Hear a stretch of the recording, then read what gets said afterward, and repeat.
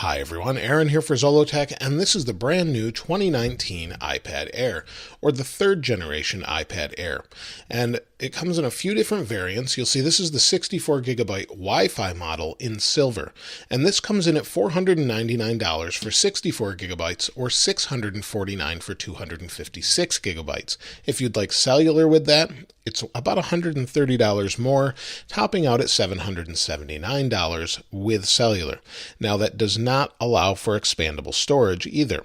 So let's go ahead and take a look at what comes in the box. So let's open it here.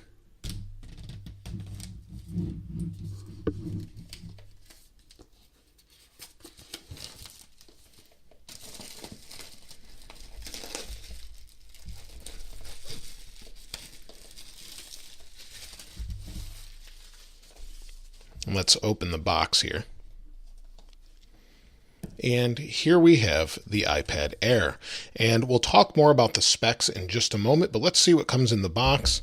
So we have our lightning cable. This is USB to lightning. So no USB-C on this particular model. Here we have some documentation. Let's see what we've got here. So we have iPad Air. It's just got some information here. And we should have some stickers. You'll see there's stickers. These are actually smaller stickers, just like the iPad mini that I showed the other day. Now in here, we've got the iPad adapter. This is the 12-watt adapter, as you can see here. So that's pretty standard for this size iPad. Let's go ahead and put this away, and we'll take a closer look at the iPad Air. So let's go ahead and take the wrapper off here.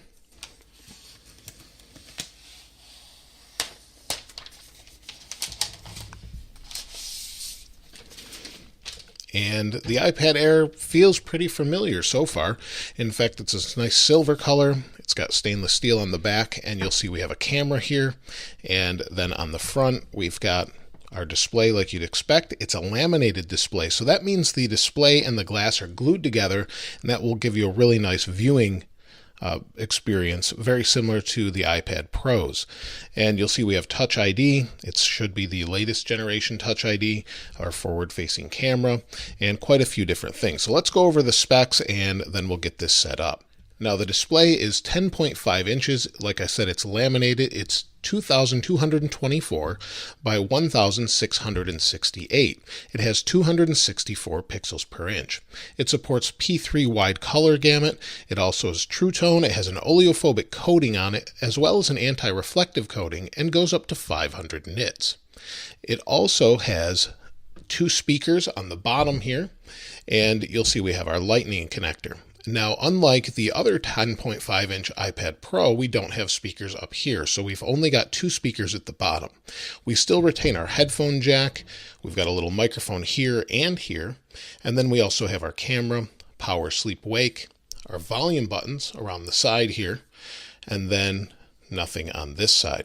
So pretty familiar. Now, as far as its rigidity, it feels pretty good. Let's compare it to the iPad Pro 10.5 and see what it looks like. Now, on the right is the iPad Pro. On the left is the iPad Air. And you'll see they look very, very similar. And let's take a look at what we have on the back. So the iPad Pro has a camera that protrudes, and it's a little bit better. And then we have dual speakers, where we don't have that on the Air. So that's really the physical difference on the outside. The rest of it's pretty similar, although this does not have the 120 hertz display. So let's go ahead and turn it on. We'll get it set up, and then we'll take a little bit closer look at what we have inside. Now, while we're waiting for it to boot up, let's talk about the cameras quick. On the back, we have an 8-megapixel camera with a f2.4 aperture, and it only does 1080p video.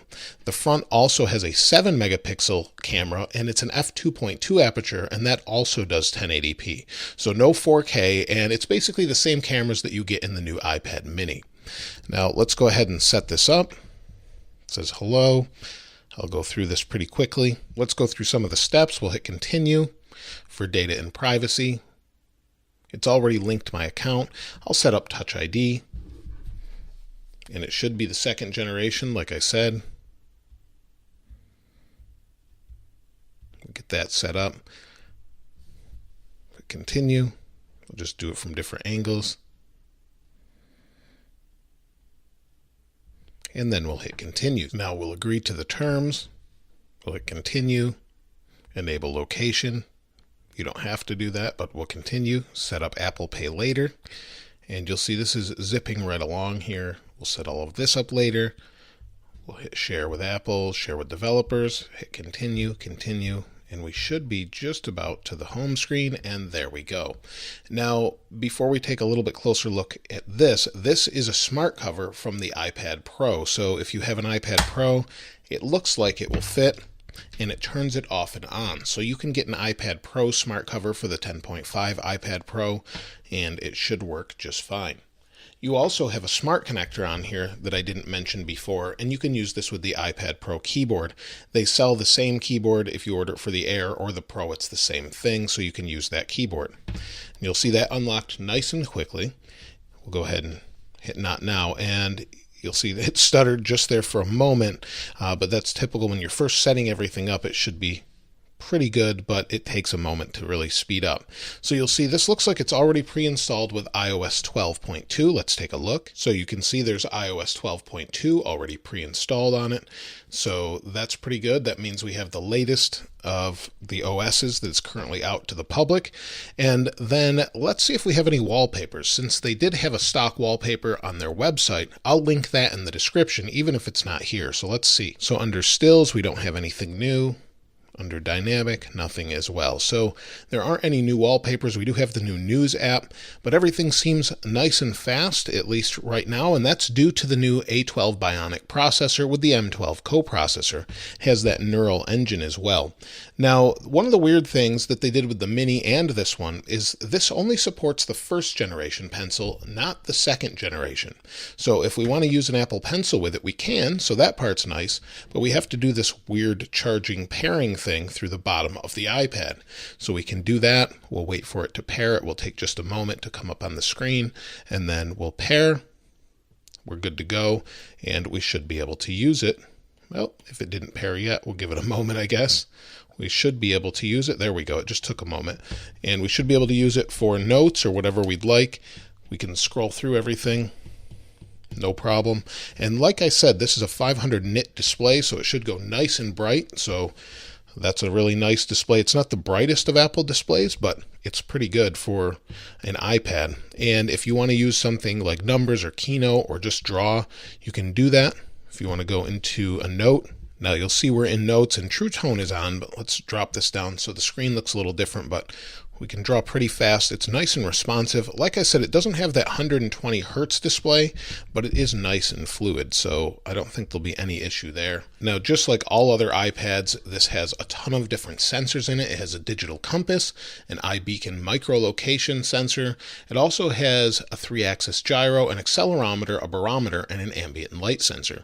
And also, if you get the cellular version, you have GPS and GLONASS on the cellular models to help locate it, so you can use GPS on the map. So that part's really nice, and it's a simple iPad, and I think it'll get the job done for most people, but unfortunately you don't have those stereo speakers. That's something I really enjoy in the latest iPad Pro devices. I just think that's a much nicer experience. But overall, it's an iPad, and it should do any task you want because it's got the latest chipset in it. So if you want to edit 4K video, you can go into iMovie and do just that. It's the first time I'm opening it on this device, so it will always take a moment when you first open it up, create a new project, movie. You can get in here, add your footage, and things will be nice and fast. So nothing to worry about there. And it has a much nicer display than the non-laminated display. So you can see right here, it's right up at that surface level, and it just looks really good. It's right up at the screen, just like the iPad Pro that I showed you earlier. Looks great. The earlier iPad Air did not have a laminated display, and then they switched to a laminated display, and it's just such a better experience if you've ever used one. Now, finally, we'll open Geekbench here.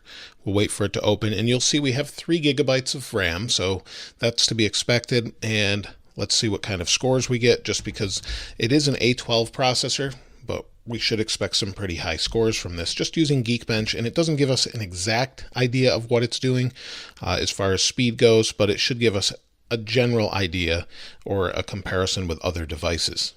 Now you'll see the Geekbench is done. We scored 4,809 for single core, 10,547 for multi-core. Now all the latest iPads still support split view, of course, so if you want to open the App Store, for example, and then maybe bring up Safari, we can do that and wait for it to load there. We'll go to Apple. Then we can slide over. We can have multiple apps going at the same time. No problem there.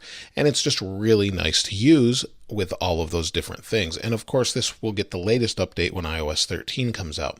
Now, we expect this to get about 10 hours of battery life. Most iPads do live up to that claim and will get 10 hours of battery life. And then for your connectivity, this does have wireless A, B, G, N, and AC, and also Bluetooth 5.0. So it's got all of the latest wireless standards. Of course, it doesn't have Wi-Fi 6, but we haven't seen a ton of support for that just yet. I would expect that maybe next generation. So that's it for the iPad Air. Let me know what you think in the comments below. If you'd like to see a more full, in-depth review later on, let me know what you think. And if you haven't subscribed already, please subscribe. And if you enjoyed the video, please give it a like. If not, the other one's okay too. As always, thanks for watching. This is Aaron. I'll see you next time.